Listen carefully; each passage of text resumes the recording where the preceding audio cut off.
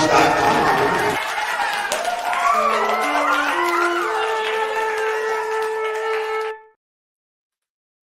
Jason Ward from MakingStarWars.net. It's Christmas. It's Christmas time. Are you ready? It's Bossmas. That's true. It's Bossmas. Yeah. What? Yeah.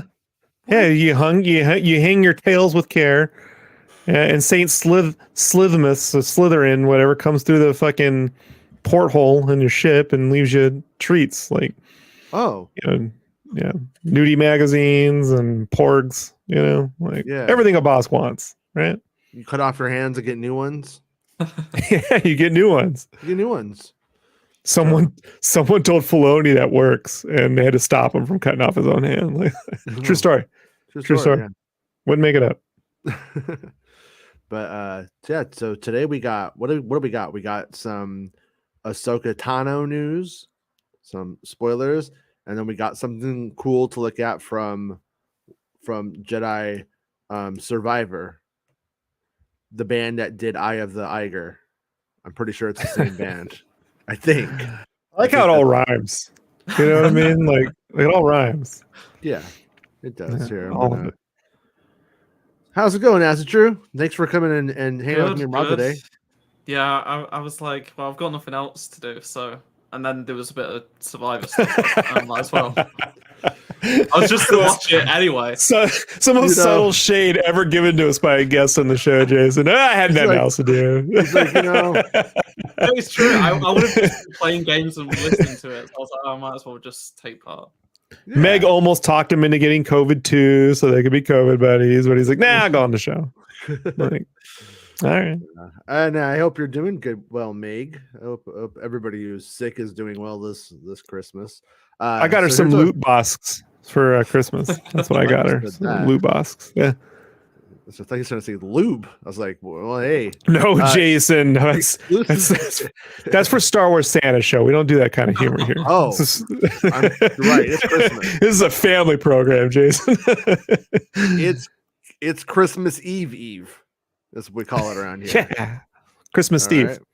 Christmas Steve. Yeah. What do you think Christmas Steve is doing right now? It's probably like unwrapping Casio keyboards. So like, Christmas Steve, it's fucking jamming out. He's a park ranger, Jason. Didn't you see the series? Okay. He left Marcy, became a park ranger. So exclusive. Ivanna Sakhno is Shin in Star Wars Ahsoka. Who is Shin? If you have been following recent stories I have dropped on Thrawn, Lars Mikkelsen, you have read a ton of implication that Thrawn has some kind of undead or rebuilt army under his command on the Chimera. And yes, the Chimera. Thrawn's command ship is in Star Wars Ahsoka. I've recently broken stories about Babylon, our second command, played by Ray Stevenson. But who is Babylon and who is this assassin of his? And then shout out to our buddy. Just yesterday, Bestman Bulletin dropped a confirmation Mary Elizabeth Winstead is playing Hera in Star Wars Ahsoka. I believe he is correct, as always. And with that punch to the face, let me give you a kick in the shin. All right. And for the record, he knows it's right. I know it's right. His story about Mary Elizabeth Winstead. I just didn't want to be one of those douchebags that goes, yep. It's like, if you fucking knew it, put it out. Don't sit there and try to piggyback on his fucking work, you pieces of shit. So anyways, Ivanna Sakhno is Shin. Several sources have confirmed to me that Ivanna Sakhno is playing a new character named Shin. Shin is an apprentice of Babylon, a Force user who has embraced the dark side, probably in allegiance with the Night Sisters. She is cold, calculated, and desperate to prove herself to her Jedi Master. What Jedi Master? Is what I wrote. Who are they? They've got Jedi. That's all people want to know. They want Jedi in these shows. Not Star Wars without Jedi. Without evil Jedi. No. So who are they, I ask? And then I tell you. Sources have implied a story in which a survivor of Order 66, a Jedi named Babylon, fled to this unknown region of the galaxy for safety. Sources think Babylon wants to maintain the Jedi way, but was corrupted over time, maybe from influence of life with the Night Sisters. And Twitter. Or Twitter. Shin herself might be a former Night Sister. So and those are like magic witches. It's not like a band or something. So you know, sometime around Return of the Jedi, before the series takes place, Babylon takes Shin on as his apprentice. Somehow, Babylon and Thrawn become allied, and Shin is tasked to hunt and kill Ahsoka Tano. Of course, Ahsoka actually grew up fighting off characters like Ventress, so it is doubtful Shin will challenge Ahsoka too much, and this will bring Babylon out into a larger conflict with Tano herself. So then I say the subtleties of the backstory may differ when we get the final version of Star Wars Ahsoka with all the supplementary materials and publishing and all that kind of stuff. This, however, is my understanding of the simple backstory that seems to have been used during production to inform the script and motivations. These characters are a mystery to Ahsoka at first, and she will learn about them as the episodes unfold. I just don't know how or to what extent and how much exposition will inform us about them on screen. Correction. Correction, Jason. She will learn about them as the episodes unfold with respect. With respect. With respect. With respect. With respect. The thing to what I'm trying to like convey there, just to like be as clear as I can be, is that like that's the story, but I don't know if they're going to be like Babylon was a Jedi, Order 66 he ran and he never looked back. Like, I don't know if they're going to go that far with it. That might just be the story about why is there a guy out there, and they may not actually like lay it out. I can't say for certain. I have some indications that they do, but I can't say for certain. So maybe his real name is Babble, like Babble, because he talks. Like he babbles on, you know, like he won't shut the fuck up. One thing I saved something for the show too before I go into the speculation. I kind of said it on Twitter, but I saved it for the show. And when Sakhno was filming her fight with Tana, with Ahsoka, her lightsaber's red. So it like the actual like prop with the light and everything is glowing red on her face. And she has armor and stuff. I don't want to get into all of that jazz, but it's definitely a thing. So they're clearly not like good Jedi. And so I right here I go into some speculation about what all of this means. And then I say this is highly speculative, but I'm getting the vague sense that Ezra Bridger and Thrawn split or were separated and have been apart for a long time. Now I know that Ezra's not with Thrawn at this point, like, or at most of the story, if not all of it. So Ezra sounds like he is in hiding, perhaps lost on purpose. After Ezra figures out Babylon is evil leaning, maybe Ezra stays in hiding out there because evading Babylon is more doable than the entirety of Palpatine's empire. So if you know, like with all that's going on, might be the best place, and also the best place to protect his friends. When the Empire falls, thanks to Luke Skywalker, Ezra has missed all of that while, quote, lost at sea. So Ahsoka is out there looking for the lost Jedi. In the process of this, Ezra and Ahsoka will have to fight Babylon and Shin to safely return home and protect home from them, which means Shin and Babylon. I suspect Thrawn wants to use Babylon to kill Luke Skywalker, like heir to the Empire with Joruus C'baoth. I am going to guess that that's kind of where this is going, but that's just a guess. Thrawn now has a Jedi with an apprentice. Thrawn has his Star Destroyer. Thrawn has a resurrected or rebuilt army under his command. And this is a real threat to the New Republic, even with the young Luke Skywalker has only begun to build his Jedi Order. I've been told that Mon Mothma is relevant in the new shows. She did create the Military Disarmament Act. I hate that word. Disarmament Act. Armament. Disarmament Act. Eddie. Bix Act, which has left the galaxy vulnerable to such an unknown threat. She is likely in these shows in a cameo-sized part, and it sounds fun. And then she sells Sensi now too. Like she goes to all the Rebel meetings, and then she also tries to get them some delicious smelling candles. Yeah. But I got a large amount of people who told me that that Mon Mothma is in these shows. So I don't know to what extent though. To be And honest, then, though, man, the Yuzum scented sensies aren't as as good as you'd think. well, Ugh, ugh. they did take Lapti Neck to the next level though, didn't they? Well, And I tell people got me to leave us comments on the videos, like the videos. You could get this as a podcast. You could be a channel member and a Patreon supporter, and that is appreciated. You think so? These are the names, right? We're just going to assume these are their actual names, right? I mean, there's always this really tiny baby, little minuscule chance that Babylon and Shin are code names, but I'm fairly certain that they're not. Pretty certain. Like, I'm going to be really, really surprised if these happen to be code names. It kind of reminds me of Malicos from Fallen Order, because he was a Jedi and then has red lightsabers. And then you have Merrin as well at the same time as a Night Sister. So it's like they've took this like part of Fallen Order and changed it up a little bit. But it's weird because she is the last Night Sister, so there's got to be something that is going on, because like she's like the only one on Dathomir, last one. So where does this Shin come from? So right, yeah, Street Fighter. Shinakuma.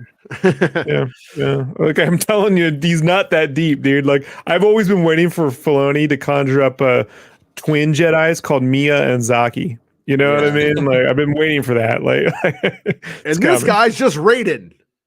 Yeah. Well, that was how Ray started. That was his idea. Yeah. It does kind of feel like you do see like an idea get introduced into like the Lucasfilm kind of ecosystem, and then everybody does their twist on it. Like it's happened many times. I mean, like it tends to feel like it starts with the games, which is like Battlefront had like the Battlefront 2 campaign had stuff which is like found its way into like the shows and stuff, and it's like it's really strange because if they don't push the games as much as I feel like they should do. Like people want Iden in live action, so no, that's not how it's gonna go at all. So Jason, Ray's gonna meet up with Mando. We're gonna have Ray and Raiden. See what I'm saying? Raiden show. Right. It's the Raiden show. Dave. Can't wait. Dave, everything you were doing sounded good today. Everything you were doing sounded great. 4 seasons. Oh, and then you come on the show and you bring your dumbest ideas again. Did I do that? Did I come on the show?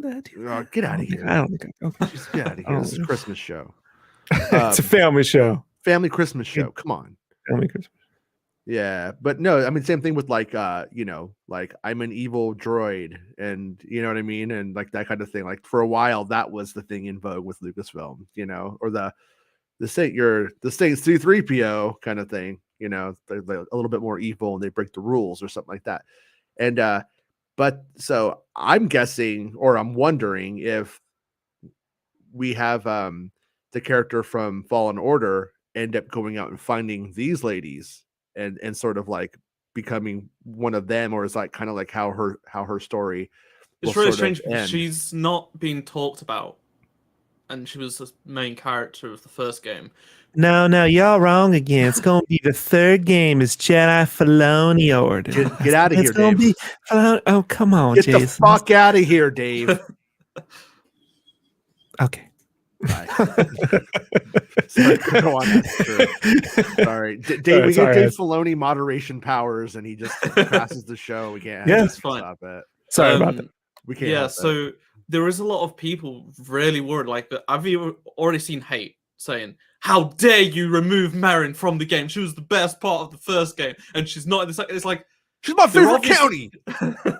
She's obviously they're obviously doing this on purpose. There is a reason. It's not just her. Grease is missing as well. There's obviously a good reason why they aren't showing it. I'll tell you why that's true. They fucking. People. Oh, I saw posts. So they keep saying how Bode is a brother for Cal, right? Mm-hmm. So there was a post on the Fallen Order subreddit. I hope he's not gay with Cal when Merrin's the one. And like everyone was just clowning on this guy. He's like, this will ruin the story, and because everyone was assuming like they're going to be together, and now people are like saying, oh, maybe it's going to be Bode, and like, no, how dare they change it? Bait and switch. It's a bait and switch. I'm like, oh, come on. Jedi can't get married. We know this. Damn it. But he's breaking the rules. They can have tons of gay sex. They can have tons of gay sex at that Raving Man party, at the Burning Man party in Revenge of the Sith, right? They just go, they get buck wild. It's going to be great. Jedi Gone Wild. Can't wait. One day you're a Jedi. I love it. You decide you're going to use a blaster. The next thing you're getting fingered. I'm just sitting out there. And hey, you know what? If that's what they want to do, I say let them. I said let Order them 69. It's, it's so dumb, but you know, it works. Yeah. It works. Yeah, I mean, I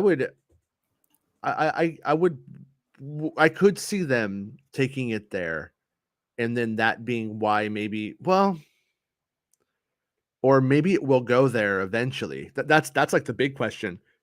Would they introduce this in the game? Because the game comes out before the series, right? Yes, the game's out in less than 3 months now. Less than 3 months, yeah.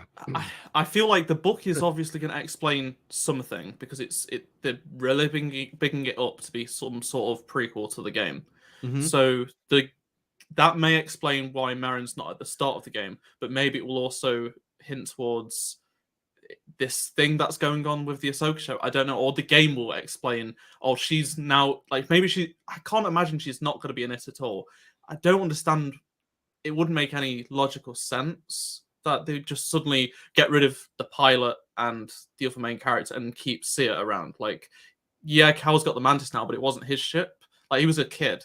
I know 5 years has passed, but people are just jumping to conclusions because they're really worried. But I'm like, we've only seen like a 2-minute trailer and a few more details. They keep dancing around. Like, when Cameron keeps getting asked in interviews about returning characters, he always mentions Seer, and they're definitely trying to get him to say about Merrin and Grease, but he's completely like ignoring that on purpose. He's probably been told, don't say anything, it's gonna be in the story, but what that means, I don't know. Maybe the reason why they're holding back is because it connects to Ahsoka, perhaps. I don't know. Yeah, I mean, in terms of like the story of that game, I mean, if you look at it just in a normal, hey, revenge guy, have a good time, dude.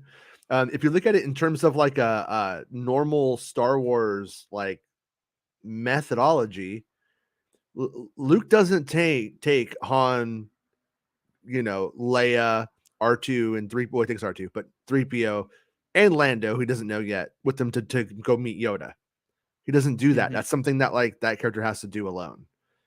It sounds like what they've been saying, and Cameron's been saying, it's like it's his journey, and it sounds like Seer's got this different idea of how to do the Jedi Order, whereas 5 years have passed, he's grown up a bit. It seems like something sort of like he doesn't feel like he can just go down this pure Jedi route, whereas she's like trying to remain that way. Like, she's got that Jedi library bookcase like straight from Coruscant. Somehow she must have found it in like, I mean, that's another story. Like, she had a library card. It still works. Like, they've just taken that from a temple. Because I think that's on Bogano from the first game. Like, she's living out, hiding on that planet. But that's another thing, is that the Empire know about that planet now. So she must be in like a different era or whatever. Because they went there, and that's another question. There's a lot of questions because all we've had is this 2-minute trailer, and it's good to make theories up. But I'm not worried about how they're going to go with the story, because people are just jumping to make conclusions at the moment. And like in a game, you usually collect your allies, so it could be like over those 5 years he went there and she went there, and then we're gonna meet back up with them as we need them in this main story or whatever. Like, that's completely also like something that could happen. That's just speculation on my part. But if you just like already have all of your, like in a game, you already have everything you need, all of your powers from the last game and everything. It's like, well, what is this? That's the thing, that it seems like choose your own he's got adventure. all of his panel. He's got all of his abilities still. He's gaining new lightsaber techniques, but I'm glad they didn't just like, oh, he's lost them all again. Like, they're gonna evolve on what he's got. That's the best way to do it. I'm just hoping it's deep enough, because the first game had lots of different abilities and stuff. So I know it does seem like they are going that way, but also I do think if it does connect with Ahsoka, it's going to be like such a minor thing. It's like, I'm going to go wherever this location, and then when you watch Ahsoka, oh, that's how she finds. I don't know, because if there's a third game, it's going to be after Survivor, so it's, I don't know, maybe there's no connection, but yeah. Also, kind of interesting if you think about it too, like in terms of like the greater story that's being told through the game and Filoni. It does seem like the Jedi and the witches, they kind of, or the Force users and the witches, they kind of have this like attraction to each other. Like we learned that Palpatine and Mother Talzin, they're kind of like teaming up in some way. I'm gonna guess like the pilot and Marin the Buckin at some point, and then and Palpatine is Darth Maul's daddy. Just throwing it out there, personal theory of mine. I'm kidding, but then you end up with the video game. You end up with Cal and Marin, and then we see like we have like an ex-Jedi or a guy who still even consider himself to be a Jedi. I'm not sure. He does. He's definitely about this Jedi. Like he keeps talking about fighting the Empire, being a Jedi, but he's definitely realized he can't be what he used to be because he's gonna get himself killed. So he's like, I'm gonna have to do my own thing because he destroyed the holocron. Like he wanted to rebuild the Jedi Order, and now he's like, yeah, I've realized we can't. The Empire's too strong. It's all about survival, and it's going to be interesting to see where his story goes because we know because of the films and stuff, he obviously doesn't remake the Jedi Order, but he might impact something that comes into the show because Lucasfilm loved this story, so it feels like if they've been pushing Fallen Order for so long, they want it to intertwine with something that they're doing on Disney Plus, and it's got given how big the first game is, you can't like sort of ignore that. Yeah, well, and like with Cal and Seer, you have like sort of a friction there too. I think with those characters, like she's pulling out like the fucking library, and in the first game, she's like, we have the holocron. We're gonna get everybody together and we're gonna do what we did before. And he's like, I'm gonna cut this shit up. Nope, we're not doing that. And then here we have her back to pulling out the old books. It's sort of like kind of like reminds me of Yoda and Luke Skywalker in reverse in the Last Jedi, where he's like, oh, the text, and I was like, she's also got like this like outfit that resembles like it's quite religious, I suppose. Like it looks like an ancient Jedi sort of thing. Whereas he's just like sort of stuck with the same clothes, and he looks more like a Han Solo type of character. Like he's just being practical. He doesn't care about like looking like a Jedi. Well, he doesn't want to look like a Jedi because he's going to get killed. But she's like, she also didn't really fight. Like she didn't fight in the first game. She'd already cut up. She sort of cut herself off from the force. Darth Vader just pushed her off the side. Like, ah! It's hilarious. That was good. Yeah. I can't believe people like hated Vader not being able to kill him because I'm like, I don't know. I know Vader's strong, but it was also proof that with Kenobi they didn't fix the flaw with the base. Like all the water coming in, it felt like they could have done something a little bit different with Kenobi because 30 million people saw the water pouring because of the glass breaking. So that was a bit. That having played the game, it sort of takes out. Like, that's the logical reason why they escape because they've got a bunch of glass underwater and Kenobi breaks it. Yeah, that was cool. I am getting excited for the game. I'm trying to see. I thought I saved the pictures that you sent me earlier, but I'm gonna have to go grab them and wanted to put them on the screen so we could look at them because it's fun. Yeah, I don't know why that art has only been posted today. I mean, the collector's edition promo material said not final artwork, so I was like, okay, I'd imagine they're going to do another piece of artwork. But yeah, I guess it wasn't approved already in time. It seems a bit strange because they've had maybe the artist just they didn't get it done in time and they wanted to wait. But there's been like no official announcement. It's just been in the back end of the Xbox and PlayStation store. They've just added it. It's nowhere else at the moment. So weird. Yeah, it's a bit strange. Like 2 weeks after pre-orders open, they just add the extra artwork. But it is like Christmas right now, though. So it does kind of make sense. Maybe the idea is to get like an extra push on. But they haven't promoted it. You see Like this? I No. was just looking at the store listing, and they're all there, and like no one else is. They're on just on the Xbox and PlayStation store, nowhere else. So Yeah. Yeah, that is I think weird. it's going to be a poster as like a pre-order bonus at GameStop. I think. So that's another thing because they didn't show the poster. Here it is, right here. This is the one that looks like it would likely be a poster, right? Mm-hmm. That's the deluxe upgrade. But by the way, I was able to get my son a Steam Deck for Christmas. I'm trying to set it up last night, and Fortnite on that though, like the amount of space that game takes up, so it's too much. So I got Games Pass, and I started setting up how to run Games Pass, because you could just stream Fortnite through Games Pass. And when I did it, they gave me the upgrade to the deluxe for Jedi Fallen Order right now this month. Yeah, it's a perk for like until the end of the month. And also another thing, Fallen Order is going to be free for all PS Plus members next month. It got leaked today, so it'll be announced in a couple of days. But it's going to be free for everyone who has a PS Plus membership. So they've done that. They're upgrading all the Xbox Game Pass users to the Deluxe Edition. So they definitely do. Like this is more than what ever Squadrons or Battlefront ever had. So that's not bad. It's not bad at all. I know. I wanted to get it on Steam, but right now they're still charging a lot for it on Steam. My kid loves the game so much. I was like, wanted to buy it so he could play it on there, but then I set it up on Games Pass. So I think that worked. It's still on Games Pass, right? It is, yeah, because it's for EA. Oh yeah, they gave the upgrade. Of course it is. And then we have this other version of the art here. See, is this other version better? This other version show more? Or is that the better one? It's landscape, so you get to see a bit more. Yeah. But the main thing I want to talk about is that moon. Like, literally no one's talking about it. And I'm like, it's literally in everything. It's the one recurring thing with Cal. There's obviously some sort of significance. It's the Death Star, bro. Look at that circle right there. People keep saying it's Starkiller Base, and I'm like, did you not play the first game? Because it's there, and it's got nothing around it. They've mined out the section of Starkiller Base. Without it's Star Thriller Base, as a true Star Thriller. It's the dancing planet. We all gonna dance in there, little Xbox, little DDR.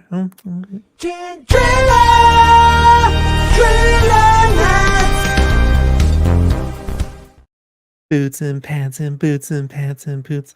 All right. Oh, his beat. Sorry. Oh, there it is. I misheard you. I thought you said Andrilla. Yeah, but so it is more when we started this conversation like a few weeks back when we saw the first bit, and you're like, "What is that back there?" That's something I think, and it was like, well, it could be, or it could have been an artist was like, and then the little moon is breaking up. You know, I'm gonna add some little moon parts up here falling off with this big old fro when he does it, and then but clearly that's not the case because look at that. Look at that stoic face. Look at that. You love that face. Just look at that. Look at them.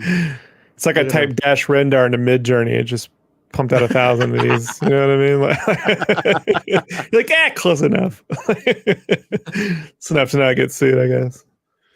Yeah. So yeah, it's people keep saying it's Starkiller Base. I'm like, in the first game, we see Starkiller Base just without the cannon. It's quite polished for a mining operation.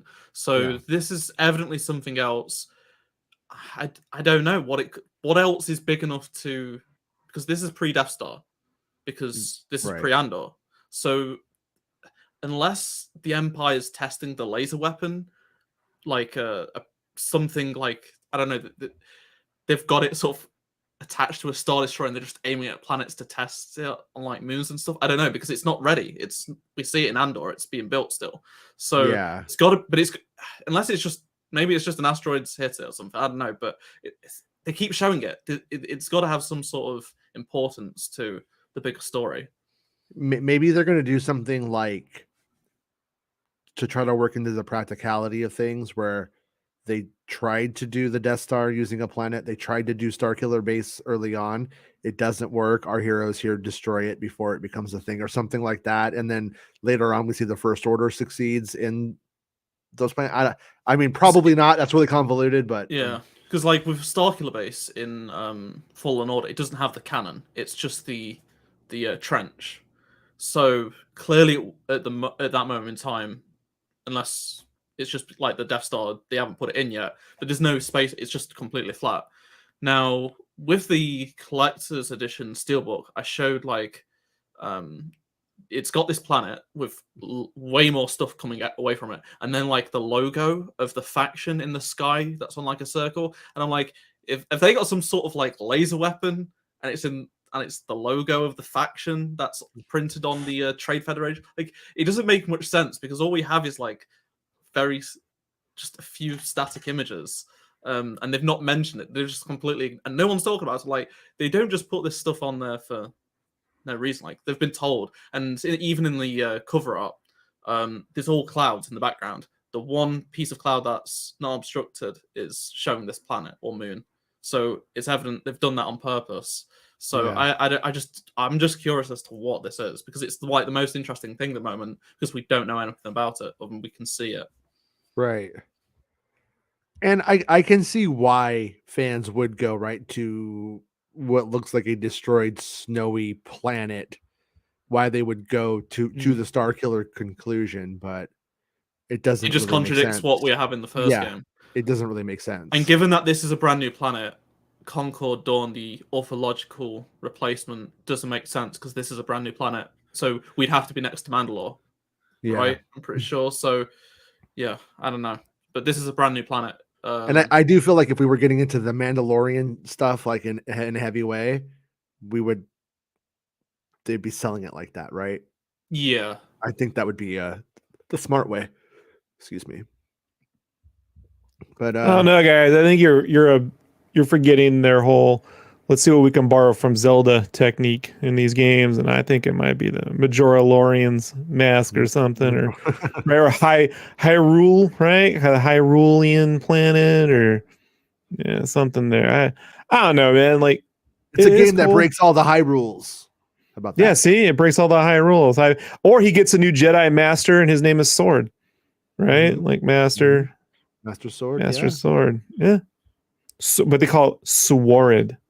Right? It looks like he stole these boots from one of the security guys in Andor. There's those like little yellow like lines on it with the blue. Probably. I did notice when I was like comparing like his outfit, quite a lot has changed. It's somewhat similar, but almost everything's changed. But like sort of his shoulder section, like and it all got his like people thought his tattoos were new, but he actually had them from the first game. They're probably from the and he's got robot guts. Yeah, is it true? Don't you know that?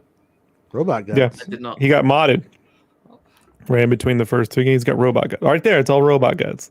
I like his I like his costume more than the first one now. I do think this is like it is Dash Rendar though, right? It is it is, but also if you look at Dash Rendar, like what they did with that, like where the design stopped on it, it wasn't good enough to be on screen. But this is what these are the clothes Dash Rendar wishes he had. See, Dash Rendar was it started out as Kevin Costner, ended up as Ben Affleck, and now they just merged Matt Damon with Ben Affleck. There you go. You think so? Yeah. Look at that. You can see the Ben Affleck and the Matt Damon. I can see the Matt Damon a bit, yeah. Yeah. It seems like it's more like the drawing. Yeah. Well, I'm not complaining. I like Matt Damon and Ben Affleck. But I just want everybody to know how fucking spoiled you all are. Because look at our friend California Kestis, and then look at fucking the render and Dash Rendar we got. Yeah. That's oh, so swole. Look at that. Can you imagine if that Joe Rogan? If that was the costume, that's literally the AI version. This, but if they did this, they'd complain. Oh yeah. What? It's like if Tom Hardy had, like I can't say the word now. Can't make that It- joke. But you know what I mean. Do the If math. you're listening to this as a podcast, I put up the actual picture of Dash Yeah, Rendar. put it from the game though. Like Yeah, but this Yeah. is this was the official like Dash Rendar. yeah, from but that's the not customizable Shadows of card the game. Empire. Put up Shadows of the Empire. Like Well, that Dash is Rendar, come on. I mean, That's that not is Shadows of the Empire Dash Render. that is Dash Rendar from Shadows of the Empire from the customizable card game. No, from the fucking game, dude. Not the customizable TCG game. The actual video game. Have you seen the Wait. Galaxy of Heroes? Because he came to Galaxy of Heroes. And that's like the Legends look they're going for. Like, because obviously Lucasfilm deal with all that stuff now. I'm going to only I'm gonna meet you in the TCG was middle. ridiculous. I'm gonna meet you in the middle here, and I'm gonna give you the Hildebrandt version because Hildebrands are good, and this is like the closest version that right there was the Hildebrandt. Everyone knows him from the game. No one knows that guy, man. I don't know what the fuck that is. Dude, you want me to pull up a picture from the Nintendo 64 game? But there's cutscenes, bro. Like if you look at the box art and shit. Like, Okay. Hold on. You know, I'm not saying the low poly model. Hey, don't get all nerdy. Although it would be great if they put a low poly. Hey, you see the nipples on his pads? I was always goofing on that back in the day. You know what, dude? Just for that right there, I'm all right. Open image in new tab. I'm just gonna show the version that everybody knows first. Right here. This is the version everybody knows. Oh, the fucking action figure. The action figure Horrible. probably is the version that people know the best. I don't know about that. I don't think anyone remembers those. I worked at a toy store and I tried to forget. It wasn't good. Yeah, you tried to forget, but you didn't. No, they know him from the game. It haunts you every day. Here. Okay. Here, this is our best compromise right here, Rob. Is the box art of the game, because if you played the game, you had the box, right? And there you go. There you go. The Kevin Costner. That's the Kevin Costner pose. He started out there, but then in Jedi Knight and Jedi Knight 2, he warped into like a Ben Affleck clone. Mm-hmm. And then now we're getting the Matt Damon. We're getting the full circle. But it's definitely started out as that Kevin Costner. Yeah, he's kind of like if you got Kevin Costner to play Hicks from Aliens. That's kind of like what they were going with, right? Mm-hmm. And then they should have just got Michael Biehn to be Dash Rendar. That's what I say. Right. Like why not just do that? That would have been good, like today, you know. But whatever. Johnny Ringo. Fucking Shizor. Look at Shizor. My fan moans. I'm gonna be honest. Alderanian princess wet right now. I'm gonna be honest. Mm-hmm. Looks a little bit like Cumberbatch. The wolf. I'm seeing it. I'm seeing the Cumberbatch right in there. You couldn't get him to be Thrawn. So Shizor. And then right Those here, fucking toys were horrible, dude.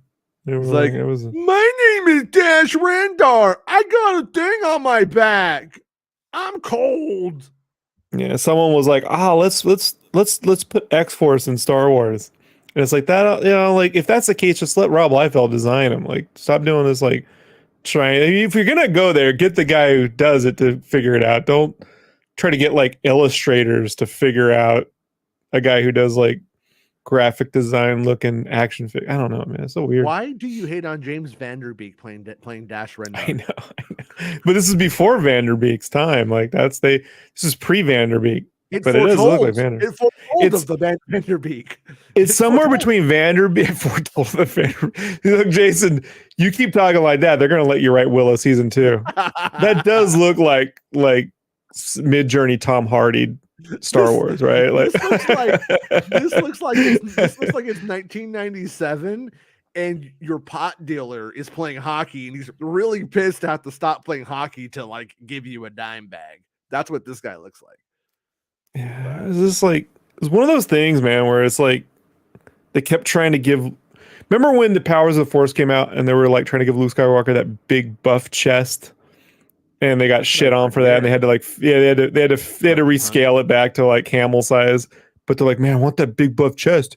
Gonna have that He-Man physique in Star Wars, and then they're like, this dude. Yeah. Of course, that goes away with the Jedi Knight games because it's ridiculous, but whatever. Yeah. But I mean, so anyways, Darth Swole anybody who's gonna go looks like just like him. oh this right, Yeah, no. looks just like him. No. What? I see no difference. Rob, When are you gonna change the photo, Rob, Jason? come on, Rob. What? Come on. Look at all I'm saying is not a good placement for the ship, right where his dick is. Like I'm just saying, maybe that's on like purpose. it's just not. Guys, come on. Sex sells, Rob. Come on. Marketing That's 101. true. That's true. And think about it. Like you could either have the ship going all the way up your ass so far it's coming out the other side, or you could have a big spaceship dick, whatever you want. I like this one. Han Swallow. That's a good one. Good one, Revenge Guy. Yeah. I like your logo too. It's so 1998 WWF, right? Yeah. Revenge Guy versus Kane. Revenge Guy will fuck you and make you humble. Anyways, it's Iron Sheik, dude. Yeah, I know. I love the Iron Sheik. Iron Sheik's my favorite. Iron Sheik's probably my favorite wrestler of all time. I like the first Doink a lot. The first Doink. Yeah, the original Doink. He was pretty good. Then they had to get a different Doink. It wasn't as good. If you ever make a wrestling podcast, that should be your name. The show of the wrestling podcast. The first Doink. It's when Rehan Johansson takes over the WWE, right? But yeah, I think he looks great though. I mean, seriously, like this does look like this is designed up enough, like as if it was in the film. But what if he was a hammerhead? Wouldn't it be cooler? Ooh, right? Look at that pose. Cool. Like this hammerhead. It was like. What if he was knee and nub? Right? Like, look at that. He's, like, he's got kind of a knee and nub head, right? He's got a little bit of that going on there. Like a little bit. It's not a big stretch. Listen, I'm not saying like his mom or dad were knee and numb, but there's some knee and numb in that lineage. There's a little bit of knee and. Nia Num's mom went to fashing him. I don't know, man. Like, it's questionable. It's questionable who she was. Yeah. I mean, he was probably hanging out with Lando. He seemed cooler, You see the face in the moon? See the nose? Look to the right. Look to the right. There's a little nose, and then there's a little smiley face in there. You see it? Where? There's a little it's kind of grievousy too. If you look at it right there. Look, there's a nose, and then down there's a little face, little smile. There's a face. Yeah. You know what I see? I see a little Mandalorian visor right here. Like that's kind of like warped a little bit. A little bit of like white armored Boba Fett. Yeah. I mean, you can find all kinds of stuff in there. This reminds me of when the Revenge of the Sith poster came out, and there were people seeing all kinds of shit in the cape that wasn't there. Like they were wild, man. They were going to town. I was like, you guys are on some it hit full pinnacle at Spider-Man 3 and the reflection in his Spider-Man's eyes. That was the peak of that stupid fucking trend. But yeah, it was all because the Phantom Menace poster made people think they were clever because they went, there's a Darth Vader shadow back there. I saw it. I'm smart. And then they started seeing shit in posters that just wasn't there after that. It's wild. But that's really what happened. Like, that's the crazy thing. That's how fucking dumb we are. But Lucas should have been a dick and just done one of those like mall posters as the original Phantom Menace poster. She had to really stare at it to see the fucking poster, right? Revenge Guy says, thank you for the logo. Respect. Come from a gatekeeper. That meant a lot. Yeah. Well, That's why my wife said this. So it's what she tells me all the time. Mm-hmm. Coming from a gatekeeper. Well, to be fair, Revenge Guy did make it in Mid-Journey. Robert St. Clair says, Cal should be on the ship surfing style. Yeah, that would be cool. He's like, honestly, if there's like a scene where like the man a bit it's similar to how Timefall 2, if anyone's played it. Basically, there's a mission where like you're on a ship, but you're alongside another ship, and you're fighting on it, and then you like jump over to it. Like if the Mantis is going toe to toe with like some TIE fighters or stuff, and like Cal's on it, like he's like surfing it, and then he jumps over. That would be pretty cool. I would say give BD a keg of beer. If Sam Worthington plays Cal in a movie, is it Cal Worthington? Yes. Yes. Does that count? doctor- Well, in why his not the dog actor, spot. Rob? Because they'll never do that. They'll never give him a movie. I'm telling you, he's not leading man potential. And He's not Paul Sam wanted- Worthington. Paul wanted to know he misses you, and he's been dying a little every day since you left. Well, to be fair, I'm the only one that watches that show when it streams, I think. So hey, don't be that. what? That's mean, I was in there Rob. for 8 hours trying to chat with people, and it was just me arguing with them over whether a taco place should be known for tater tots. You know, like I like a the good show. time. It's just that I would like a bigger group of people to argue with about this. Hey, and so everybody go and subscribe. If you watch this show, watch Paul's comic show, Comic Binge. It's really good.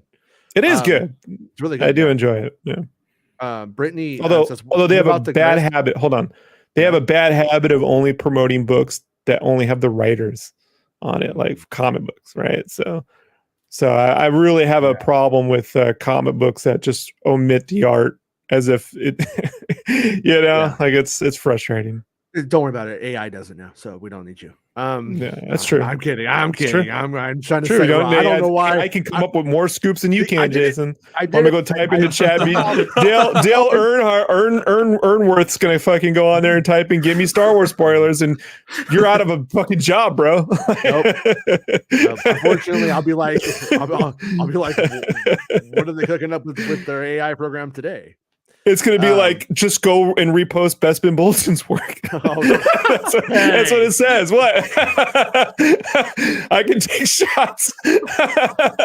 I can take shots too, buddy. Yay! Who wants to talk about Avatar? Huh? I knew that'd bring him back. I just saw everybody starting to leave once you started talking. I prefer it just to be me. Not hurt my feelings. Rob, the show's not Avatar, Rob. The show can't be Avatar or it doesn't work. All right, okay. You damn it. I do like this art though. I just want people to know I prefer a painted piece to CGI photo bashing. You know what I mean? Like, even if like they're painting over assets, whatever, I just prefer a painted brushstroke to like the Mass Effect fucking cover arts and shit. I don't care for those. Did CGI you like renders. the Squadron's artwork? Because that was like that as well. Yeah, but the problem with Squadrons is that it was kind of that solo territory where it was hard to like grasp onto like a character or something. So I think like they probably would have done better with Squadrons doing like ship overload versus minimalism, like on that one. So whatever. But it was cool. Yeah. I actually like the graphic design style, the solo stuff. It's just it didn't sell the movie. The movie's not colorful with primary colors and like a 70s, 60s retro feel. It's like this dark, dingy, Cthulhu fucking thing. I don't fucking know. It's the weirdest. Like, imagine, hey, let's go see Mountains of Madness and have a promo at Denny's. Wait, get your Mountains of Madness breakfast, right? Is that a strip club? What is that? The Cthulhu fucking Lovecraft fucking at the Mountains of Madness is what Prometheus basically is. Yeah. Okay. Hey, Topic Podcast Network. They literally have a podcast for anything, like butt stuff, you name it. They got it.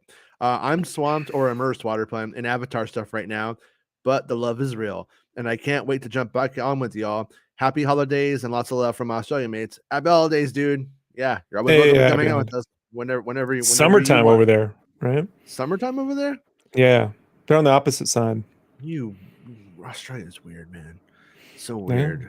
I mean, I guess Avatar as a summer movie does kind of sound nice, though. You're like, oh, it's all hot. I'm gonna go watch a bunch of water and stuff. I kind of was. Then they're like bro Australians, right? What's up, bro? What's up, bro? Let's go surf, bro.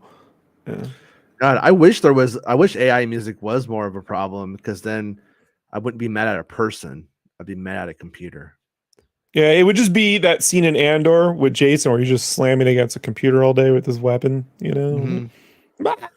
Plus, so AI does butt stuff to Jason, so he won't complain. It gives him what he wants.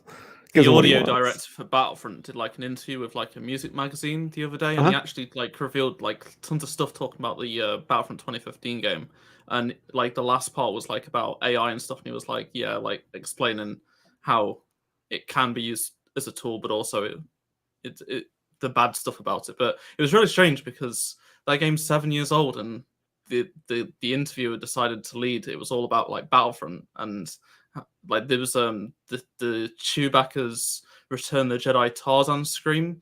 The guy said he put it in Battlefront, but it's like a 1 in a millionth chance of happening, basically. So, oh really? So if you ever heard it, you were super lucky, and you don't even know. Yeah. There was he explained stuff like the the thermal imploder, the big grenade that looked amazing, sounded amazing.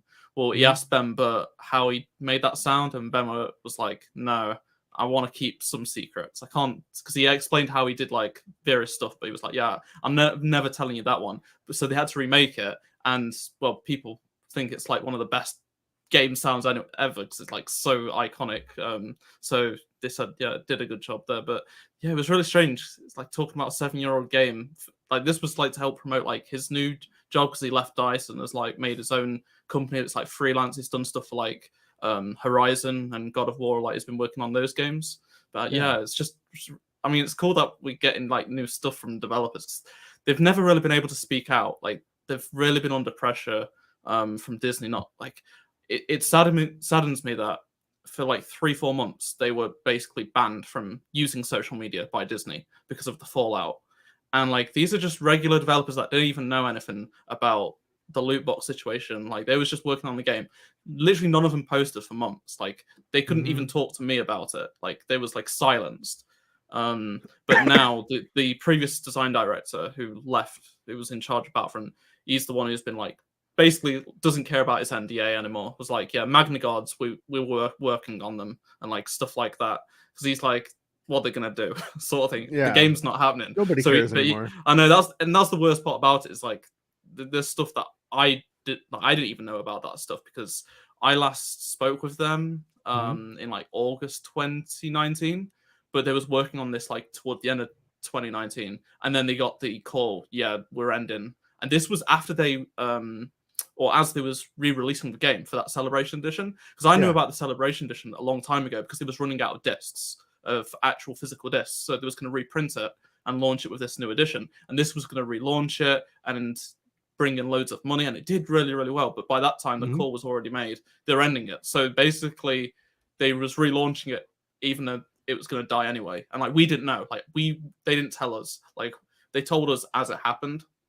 So I was blindsided by it all because it was so popular. Like, it was literally every month. Like, I remember I was like hitting like almost 4 million views a month, like for 3 months in a row on YouTube from like a few 100,000, and then it just collapsed. Like even the player base, like the trailers we're getting, the Battlefront DLC trailers have more views than like most new AAA game announcements. Like Survivor was the most viewed trailer from the Game Awards. It beat everything. It's on like over 5 million views now. Whereas Battlefront, like it had more views than Red Dead Redemption 2, the original trailer. Like, I don't know. It's like they really fumbled such an easy win, basically. Yeah, and then we had those moments like when it became like when it was like free, and we had like that big influx of players. But that was a whole year later as well. But I still like I had this like little hope inside my little black heart that maybe like they're gonna be like, okay, we're gonna put like one new thing in that you can buy, like that Ahsoka, and then we'll take it from there. But they were cowards. Unfortunately, they were the scared. Thing is that team had like been dissolved. Yeah. Pretty much all of them went to work on Battlefield to help that out. And then when it came out, Dennis, the design director, left, and then most of the other people I knew, like the guy who was like, they had one guy basically doing the heroes. Like he was the hero designer. Like they was some of the hardest things to do. Took the most amount of time, and they had like only could afford one guy to do it, and it was like this one guy who's done it for the last 5 years, and he was amazing. But he left. The weapons designer and like art trooper reinforcement guy, he left. All the main core like people left within like once Battlefield came out. So there's no way it's ever going to come back. And people say I really hope it comes back. And it's like if they were to come back today, it wouldn't be the same because it was the people that made that game. Like they had the knowledge, they knew what they was doing, they knew what we wanted, and that's what made it so good. Like you can't just bring in a bunch of other Star Wars fans because they weren't there at the time. Like they spent years with us, learning the community, knowing what the community wanted and what to do. So whatever happens next with Battlefront, because it's a name they can't, like, I heard Disney does own the name. It's Dennis said it's out of EA's hands. It's nothing so Disney can do whatever they want with it. And he said they'd be stupid not to, because it's literally the best-selling Star Wars game of all time. So then they're going to not do it. Like, you got to understand how this works. So they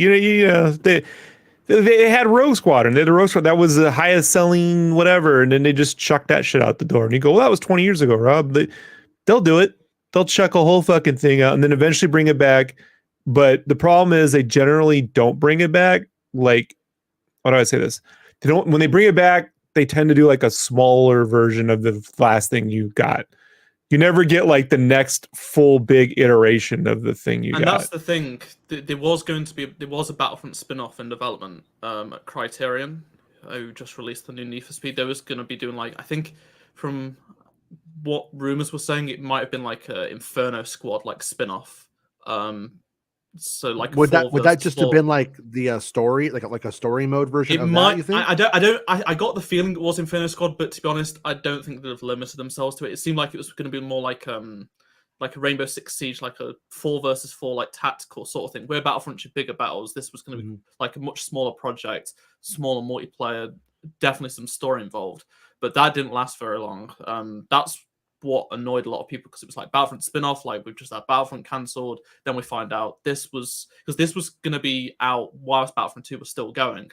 And then with Battlefront, I forgot what I was going to say. There's something else. Yeah, there's something else I got told, but it's really sad because the first 2 games were the best-selling Star Wars games, and then 3 got cancelled. Third game got cancelled. Then another third game for it got cancelled. Then inevitably we got this reboot. So they would have to do something small. Oh, that was it. So with Battlefront 2, we have all this content, 3 eras, right? Well, people complained that some of the maps and stuff and some of the heroes from the first game wasn't in the second game, because they had to essentially remake everything because of the new engine version for the game. So they had the models, but they still had to remake everything from scratch, like all the systems and stuff.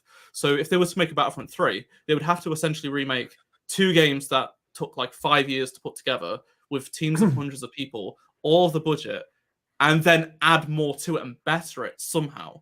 And it takes 6 fucking years, like Miyazaki and them do with Elden Ring. Reuse all your fucking assets, but then give people giant, seamless fucking maps and new tech the way they always wanted it, and then they'll have a 50 fucking million copy selling game. Or did you call it a freeboot? As it true? Is that what you called it? I heard free. No, I didn't. Because now I'm like a free-to-play reboot, like a freeboot, right? Like that's just a phrase I've never heard before, and maybe I didn't mean to say it. Then I'm like, I just see that coming. Free-to-play reboots, freeboot. But like, yeah, but that's what they should do. And Elden Ring is a great example of, even if it's not your gameplay, of appealing to things that have depth, like real, and taking the 6. Maybe you need 6 years with your license that you need in development of building the content and the depth, so that when you launch it, it gives you another 6 or 7 years of return. You know, like, and that's the problem. This whole like the AAA way of saying we need to find a way to do this within 2 years that gets it out on current gen, blah blah blah blah blah, to make our return back. They gotta stop, because this shit's gonna exist. This is an IP that's not going away in 30 years. So like, start with the thing everyone has always wanted, you know, that has the depth and has the, and that can return. It can return, but I just don't believe that these are the developers to do it. You know, like they just don't have the vision or foresight. They just want an immediate return, and it hasn't worked out for them. It just hasn't worked out for them. But they have all these assets. So like, if they could get their own head out their ass and see the potential of all the assets you've ever had, plus whatever new assets they can build based on the TV, right, options, based on the anime stuff, right? They put on anime models, have a whole anime maps, right, that based off visions and shit, right? Build all that shit out, take 6 fucking years, and give people those seamless fucking maps with the scope of like 100v100 people, and do something that only a AAA developer could fucking do when they go all in. that fucking thing would be huge. And I'm rare to fucking say, I know how hard it is, but it would be. The Battlefront problem was them trying to cut corners or not give you that Battlefront 3 experience you always wanted. It's like it felt like a reboot in HD, and you can go, well, it's pretty, it looks just like Star Wars, but that's a diminishing return.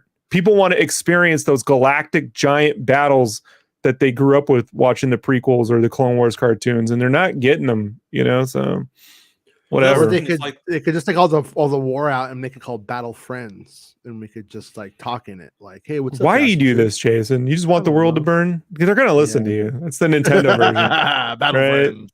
Yeah. Star Wars Battle Friends. As a true 2 million views on his last Battle Friends video. Yeah, you hug it out. You hug it. You run up there and you give him a hug. Yeah, I saw a bunch of like developers say, yeah, if we were still going, we'd have done Andor.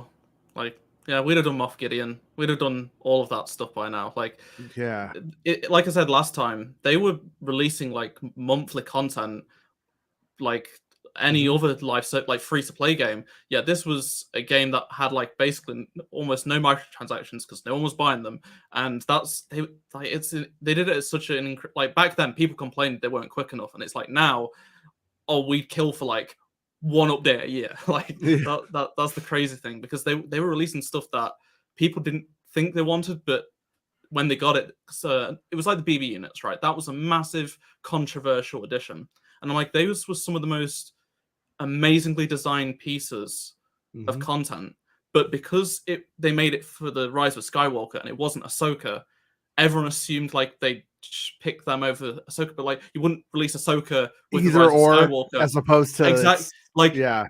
And they also needed to make something that was quicker because they knew time was running out. Like we weren't going to get them. They realized they could somehow cram it in and got it in. Like they weren't supposed to they weren't supposed to come out. They weren't a thing. They managed to make them because they didn't have to do all the voice lines. It was just a bunch of beeps that they could do. Like that saved them tons of time. Because they had the Ahsoka model, as far as I know, but that like that was the next stage. Ventress, Ahsoka, Mustafar, and then I think there was going to go original trilogy again, and just keep changing it. Like everyone gets a variety throughout the year. You get a variety of different content. But like I said, whatever they do next, like you've got to basically like no one's going to accept anything less from what Battlefront 2 was at it now. Like you've got all this content, so now we want that and more. But it took them all those years to get to it, and on top of that, where do you what else do you add? Because they already had most the core characters. You can keep adding characters to it, but it's so costly. Also. Like the heroes versus villains, a lot of people say just do like that mode was like the most popular mode. If you just had the iconic characters as like its own game, that'd be cool. But another thing is like Bosk was in Battlefront 2 at launch. The reason being they didn't have the time to, I think, well, the thing with John Boyega's agent, stuff like that, he wasn't doing the voice lines, couldn't get Finn done. So there was like scramble and General Grievous, right? They couldn't get the animations right. I saw General Grievous 2 years before it came out. Unfortunately, they couldn't get all the arms and the run he does where he's crawling. It was too much for them to get, so they just was like, okay, we'll use Bosk from the previous game, and that's why. And people moaned, but like they instead of missing out on a hero and a villain, they gave us Bosk and I can't remember who was like the like the hero side for Bosk, but like they just reused stuff from the first game, but why not? Like Bosk was still one of the best characters. It was still fun to play as. It's just because it wasn't Ahsoka, it wasn't Obi-Wan, but they couldn't get them done because they just didn't have the time to meet that November release date. Yeah, and when you look back on, sorry, what's that, Rob? Go ahead. I just feel it's a situation, man, where like some consultants, like I don't know, Epic should be consulting with Lucasfilm or something. I don't know, something where like you need someone that's not trying to make back all their money in 2 to 3 years because they have a 10-year window of exclusivity. You know, if Epic was licensing out Fortnite, none of this would be occurring. You know, they have to have. This is the one thing where having a continued Battlefront as a service does fucking benefit a LucasArts. It could be the one thing you make and then you license out all the other creative little shit to different studios, you know, to do story driven content or whatever else. But like, this way, when they make the assets, or they can just keep them and reuse them and build off them. They're not rebuilding things from scratch over and over and over and over and over and over and over, like just to get the same game made. Like, it was cool that they had like the heroes and villains, that they had the space stuff, that they have the actual like big battles. But in actuality, they did in a way make 3 games for the price of 1 in doing so. Like, I think that it, like, looking back, the backlash from the first game influenced the second game too much. What the fans wanted isn't what was the best thing to do. For example, the campaign, Battlefront, everyone cried Battlefront sucks because it has no campaign. They did a campaign, people complained about it. Better off, why we wanted something that 10 hours long, not 4 hours long. We didn't want this story choice. Or okay, well, the reason why they didn't want a story is because they didn't have, like, the Fallen Order game was being made. They didn't have another game as a replacement. If you had both at the same time, it makes sense. But you had the space battles, which I remember I heard the people who Pandemic, who made the original Battlefront game, back when that came out in 2005, space battles wasn't that popular, and it wasn't like a big deal. It's only developed over time. It was like, you've got to have space battles. It was like a nostalgia thing. So they got an entire different studio to make that as like a whole separate game and put it as a game mode. Well, when the game's out and Disney say, you can't talk about this game for 4 months, we're burning everything down, it's over. Well, at the end of the day, most of the people just stopped playing the space battles during that time frame because they wanted it for years and then realized, actually, I don't like spaceships. I like to play as Luke and Darth Vader. And it's like, yeah, they could have told you you'd want, but gamers, you know, they think that they know best. Anyway, well, that studio Criterion, well, they've got to go and work on other stuff. So they didn't end up creating any more content for Starfighter Assault. Well, DICE didn't make that. It was a completely different way of making content. They'd have to relearn how to make content for it. Also, why would you make content for like a game mode most people don't use? But this is what I'm saying, as a true DICE and Criterion, all these, they don't have skin in the game. LucasArts, whatever, would have the skin in. It's their shit. So it'd be like trying to contract out World of Warcraft to a third party and expect them to make all the fucking content for Blizzard. Like, you have to have your own skin in the game, your own dedicated. There's at some point, man, licensing out things at that scale make no sense. You have to build your own studio. You have to fucking put your foot in. You have to, like, it's like licensing, like Bungie had. That's why Bungie bought itself back out under Microsoft to focus on Destiny, because it can't. You're bringing in multiple developers to pick up slack that you yourself don't have time to, because you're under these things to make a metric or a number versus just making the game cool. It's a different. This what you're talking about is Western CEO bean counter schedules, man. You know, like, people complain, gamers, that it was taking so long for Elden Ring to come out, but when it came out, there's all the content and you're discovering things as you go. If they were like, well, we play tested it and this one island got very little playtime connected to the other, so we're axing it, or we're never going to do it. But that one little thing, the reason why you can find that thing is why it sold so big, because I'm going to go find this thing and then share about it.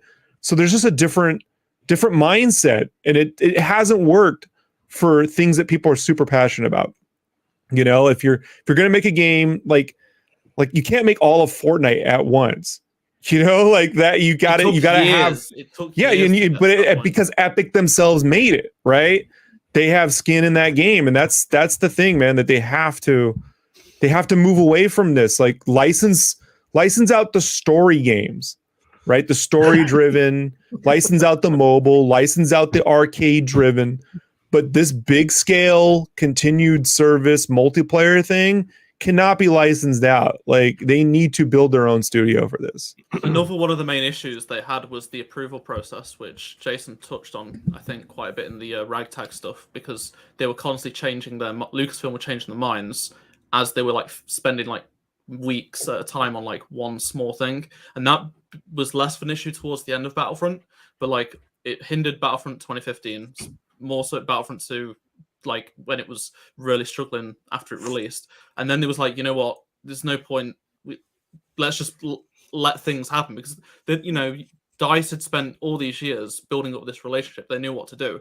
And this is the thing, I wonder if this is something some of the new developers that have been doing the games recently outside of EA are having issues with, because they've not worked with Lucasfilm, whereas EA's had this relationship for 10 years now. If they're still being really hard on the approval process, you can't do games as a service with an approval process. Like you just can't. It has to be an internal. You have to have the internal, and then and again, this is where I tell you, they still take their stuff way too serious. They take their stuff way too serious. Like you can't over. I experienced this with the AAA developer who I feel overthinks their IP. And if you think about all the skins and creativity you get, like in League of Legends, right? Or even the creativity and licensed skins that you get in Fortnite, and then think of other massive multiplayer-based games that don't have that creativity, it's because they're overthinking it. And they keep saying, this is what it is, this isn't what it isn't. And Star Wars Battlefront should have like the main, how do you say that? Like Call of Duty has like the main serious little campaign, but then it can also have the zombie 80s arcade campaigns that you could jump into. You could have the Lego Star Wars Battlefront maps, right? And then flip over to the Star Wars Visions Battlefront. There were a lot of stuff that they wanted to do that wasn't serious. For example, there was one April Fool's Day, there was going to have Jar Jar be the in-game announcer. And I think by the time it was going for approval, like Lucasfilm was like, okay, sure. By the time it got to approvals, it was like April, and it was like, yeah, you got to record all the voice lines. That met like they just ran out of time. It was like for such a small thing. It took just get as real stereotypical as you can, Or I'll do it. No, Lisa got shot. See, sounds just like him.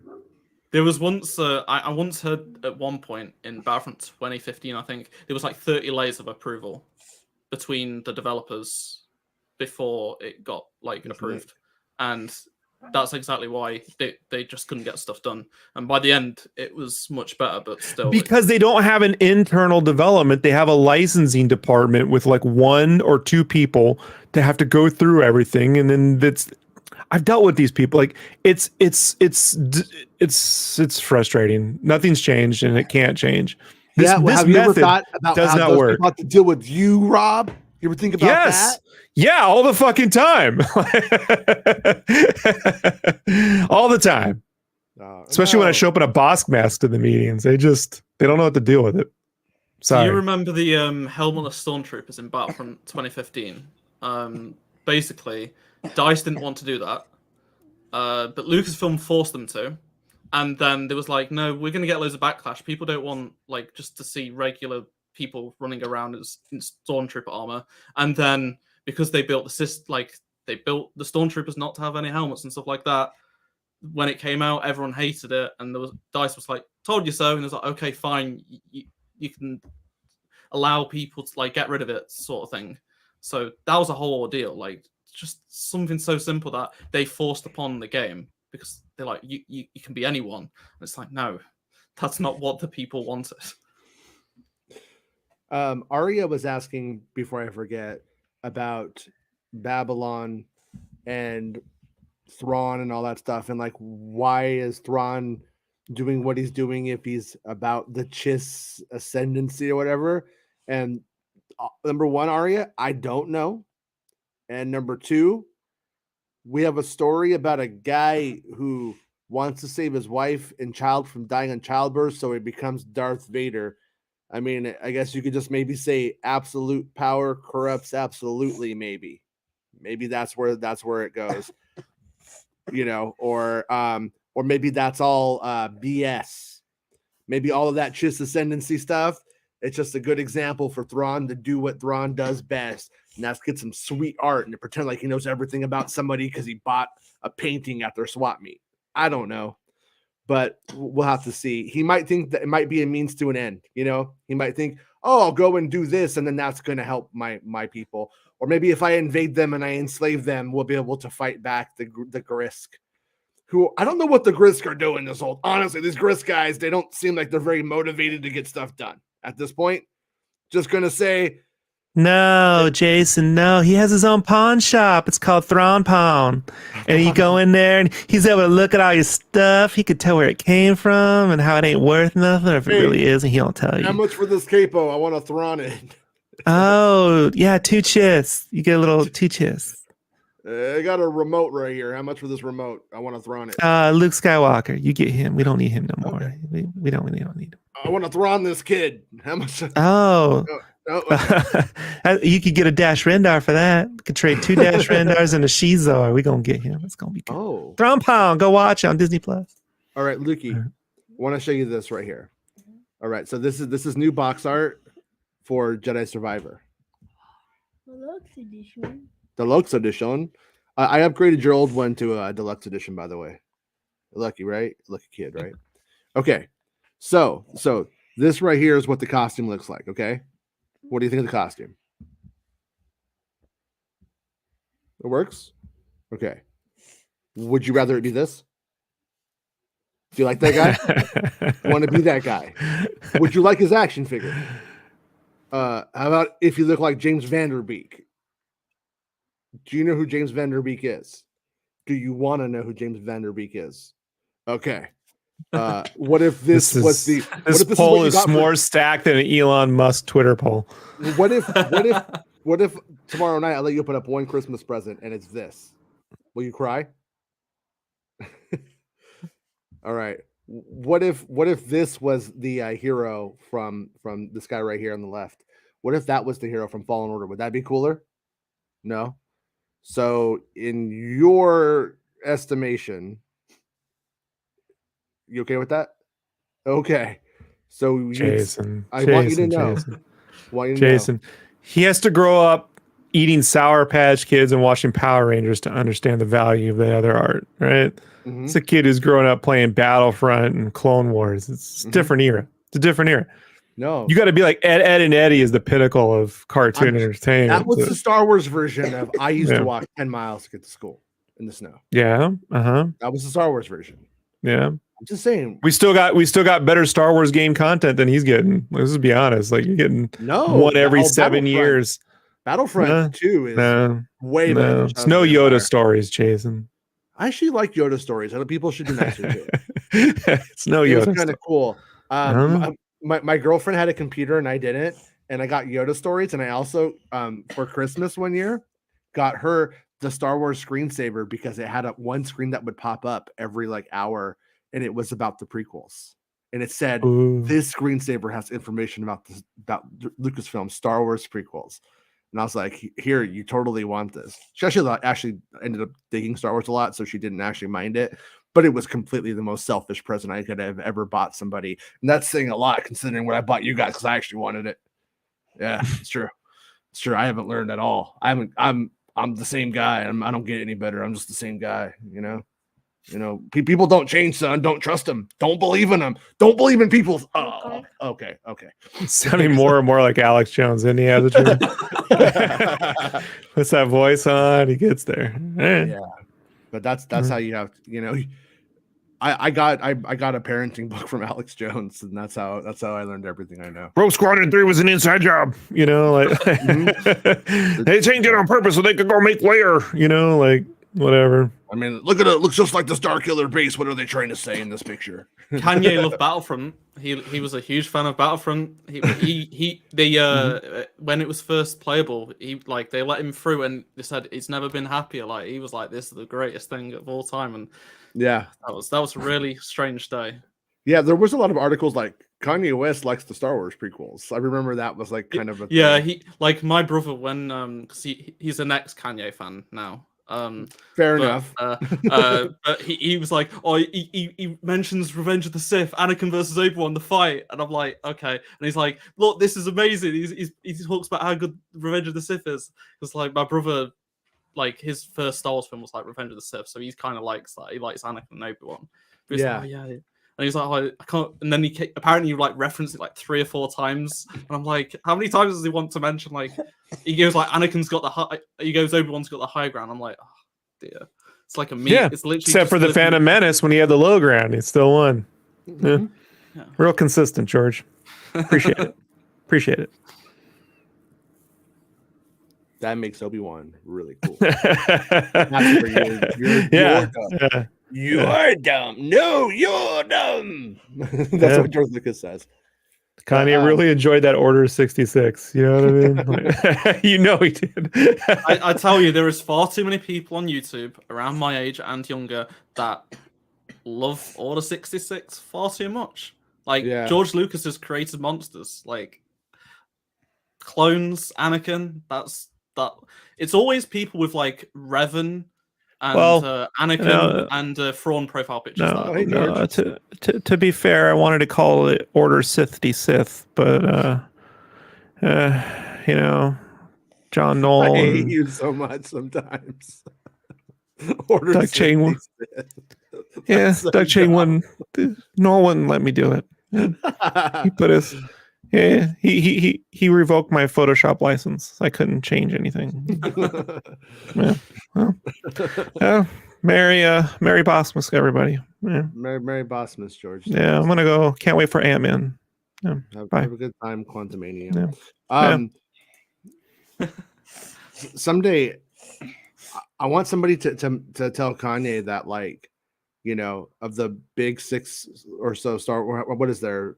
Yeah. Of the 2 big 3 of the big 3 are Jewish. So that was his. So you know, Ara said like he had that the list of all the Jewish names. LucasArts was included. So apparently that list is from 2013, and it was like it just said like Bob Iger, but Kathleen Kennedy isn't, and George Lucas isn't, but still LucasArts is owned by Disney, and like it's just a thing that's been on 4chan for years, and it's like. That's why, but it's such a random thing. Yeah. Like, I don't know. So I wonder if somebody points it out to him, if he goes, that proves my point or something. The idiot. You know what I mean? Such an idiot. Yeah. But anyways. Are we done? We're done. We're gonna go start Christmas. Just want to start Christmas? You celebrate Christmas? These are the least excited Christmas kids I've ever experienced. You guys aren't excited to start Christmas? No. See, Jason, your poll made no sense. They just say no to everything. Like they don't even want Christmas. Right? Yeah. Yeah. Well, yeah. How about that? I think Luke is trolling our chat. So I think that's more of what he's about. Like, you know, he's saying, well, he said hello to George Lucas, which was great. Yeah. And he said, what?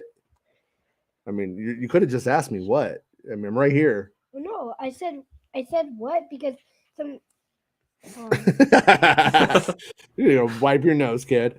And Revenge Guy, have a good Christmas. Everybody else have a good Christmas. Or the reason I said what is because of this. Oh, okay.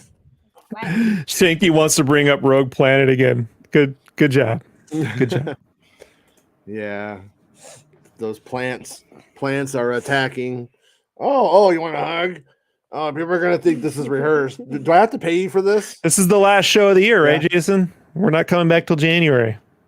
I mean, I hope you do, but you don't have to. No, everyone, no, we're all done. Then there's nothing. It's all done. The Star Wars stuff for the year is done. It's done for the year. Yeah, and then Bad Batch. I don't know. No, stop it. Shush. Every time you say that, you know, you summon Meg. She just appears like the bat signal. Is Boba Fett season 2 going to be out soon? Or No. No, you're trolling. No, now you're trolling. Never. Now you're trolling. Luke. What? I want to parent you with respect. Is that okay? What? I don't know. That's what Boba Fett would do. What? So. He said Penny's a little goblin. Wow. Yeah. All right, everybody. I'll be back probably after Christmas. Rob might be. He might honestly. I think Rob's going on an Avatar cruise. Maskless. Yeah. A maskless avatar. I think he Just fell me in apart. a twig bikini with my tail hanging out. Hey, Yeah. hey, and if they said your tail's smaller, that's what happens in the movie. Shrinkage. That's movie Shrinkage. authentic. Shrinkage. So, yeah, but as a true, as always, thanks for coming and hanging out with me and Rob. Sorry, me and Rob want to apologize to you about Filoni and George just crashing in when you were talking. I mean, they just don't care. Those and guys, despite what Jason says, as a true, you're a pretty good guy. You know, like no, it's true. It's true. Yeah. As a true is a good guy. I used to say he was the worst, but he's not. I don't know why I said that. No, I never said that. I never said that in my life. No. But all right, everybody, have a good Christmas, and we'll see you Also, guys after Merry Christmas. Oh, people don't know, but all those boxes back there are actually the sealed copies of Battlefront 3. As a True's been hoarding from you. So as a true, this year's going to he's been hoarding them all. Codes, he said. All codes. Yeah, he's got it. He's got the copies. All right, bye everybody. Bye. Merry Christmas. It's the end of the show. Come on, let's go. Hey! It's the end of the show. Come on, let's go. Hey! It's the end of the show. Come on, let's go. Hey! You know you should go. Come on, let's go. It's not about spaceships.